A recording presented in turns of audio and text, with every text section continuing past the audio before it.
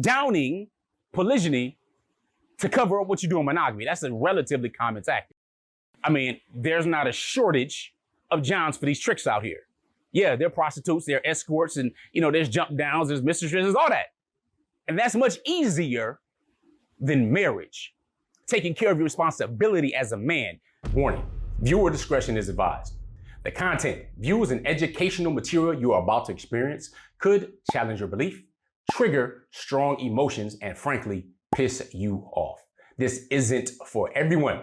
If you're not ready to confront new ideas, or if your feelings bruise easily, this might be the time to click away. Expect to be challenged, to think, and you might even want to scream at the screen. Proceed with caution, and remember, you chose to be here.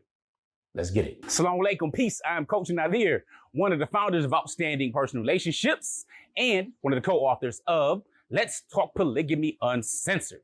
Now, here's the deal. As part of our why men want or desire multiple wives series, I want to share something with you. You get the comments or those who say, you know what, well, my husband doesn't want another wife. Okay, cool. Let me let you know what I think about that in particular, because this is what I hear from those brothers who say, you know what, they don't want another wife. The first thing is they can't imagine having two headaches. They can't imagine having two headaches. That means their default feeling in their current marriage in monogamy is that this woman is a headache. I used to always wonder why they used to call women, oh, that's my ball and chain. Okay, or they say they had happy hour after work. So men would, instead of going directly home after work to get something to eat and everything, they'd stop at the bar for happy hour before it became not happy at home. Really interesting. Sad, actually, but is what it is. But that's the first thing I'll get. You know what? I cannot imagine having two headaches or, more than one headache, basically. Then there's the next thing. Next thing is, look, man, that's too much work. I can appreciate a man's honesty there because it is work. And it's not for every man.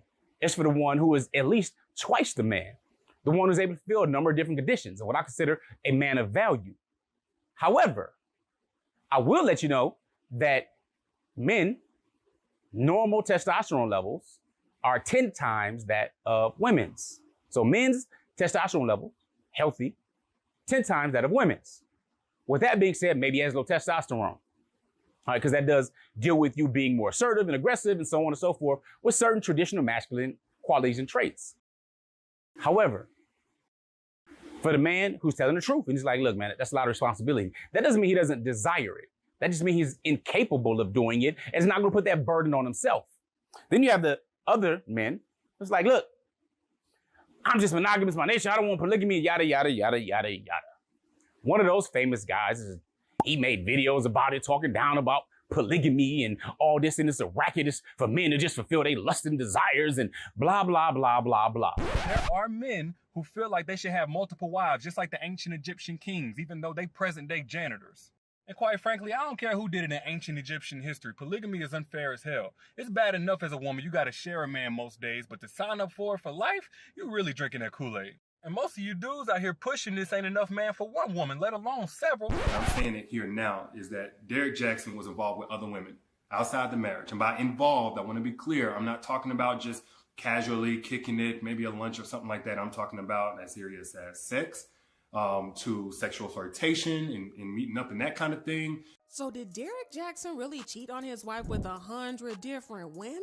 So he made a list of women to everything that he could recollect, and there was nearly 100 women on there. And so you're talking about the 100. Where are you going back that he to? wrote on the list. Danae Jackson is done getting clowned and mocked because she got dumped by Derrick last year, and she is out for blood. She's now spilling a lot of tea about the type of person Derrick really is, and she is exposing him for being the biggest narcissist ever.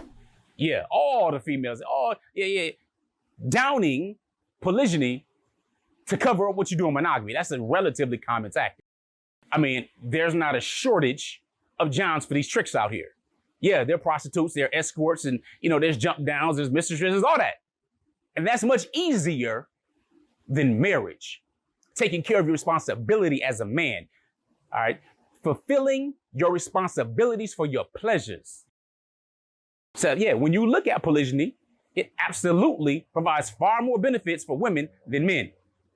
And for those who think, oh, it's only just about sex, if that's the case, it's much easier to do the immoral thing, which is far more common and sadly acceptable in today's society, than marrying multiple women, giving them the honorable title as wife and fulfilling your role as husband. Chew on that for a minute. Chew on that for a minute. So you get the liars like the Derek Jacksons, or you have even the Kevin Samuels when he was around, when say, I'm gonna talk about polygamy. You go out there, if you're a high value man, you can go cheat and do whatever you want to do. Just don't bring your babies and diseases home. That was more of that's his philosophy. Where we're talking about something honorable, something that's moral. Now, whether or not you practice, monogamy or polygyny, we're about pro-moral. So that really doesn't matter. But I'm going to get to the crux of it and just be real with you. Most men, the vast majority, if I'm talking about 1,000 men I spoke to, 990 desire to be married to more than one woman.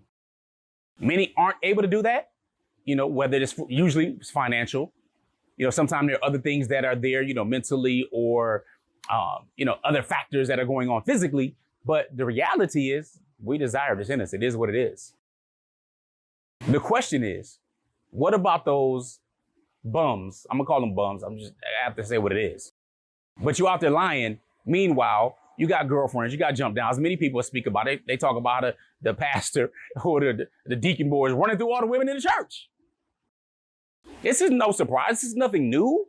And nor is it restricted to any specific religion. Yep, there are Muslim imams that are doing similar things. There are rabbis and different priests and so on that are doing things like that as well. Positions of power being abused. There's the whole Me Too movement that went down with a whole lot of, men in power. Many of them married. Or do we need to really even go to the politicians? Whether it's Jesse Jackson with his kids, or John Edwards with his kids, or, Clinton, with his half-black son, or Bush with his half-black child. And, we can go on and on and on. But the fact of the matter is, when men go and they become these male feminists, like, oh, that's a misogynistic, or that's this and that. This one guy, Kevin Perth or Pitts or something like that.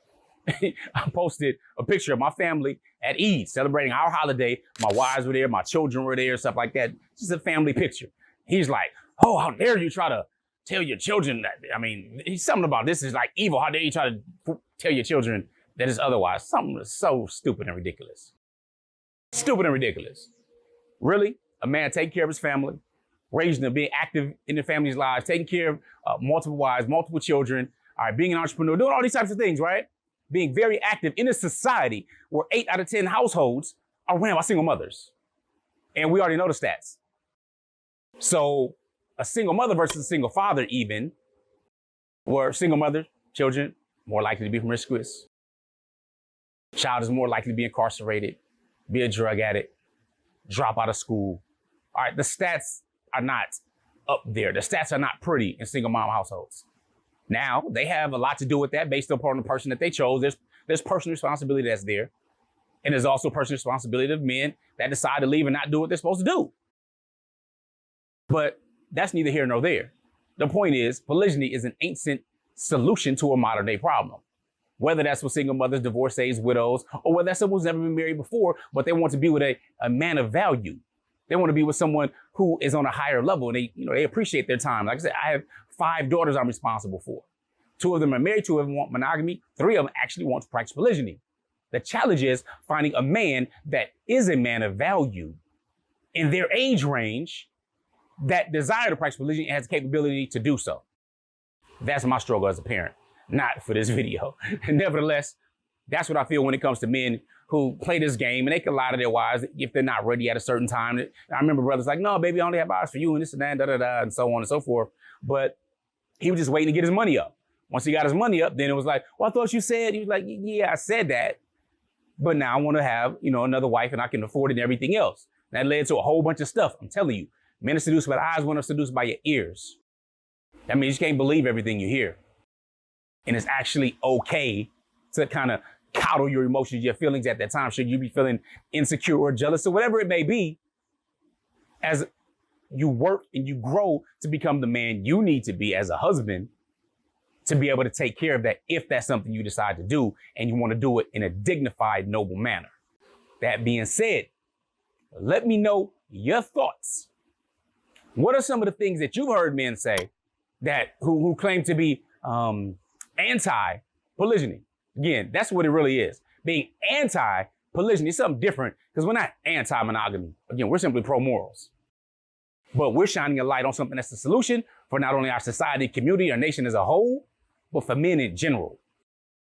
All right, the death of the masculine man and you bringing this effeminate, weak, punk, non-attractive type men and putting them out there like that's what's up?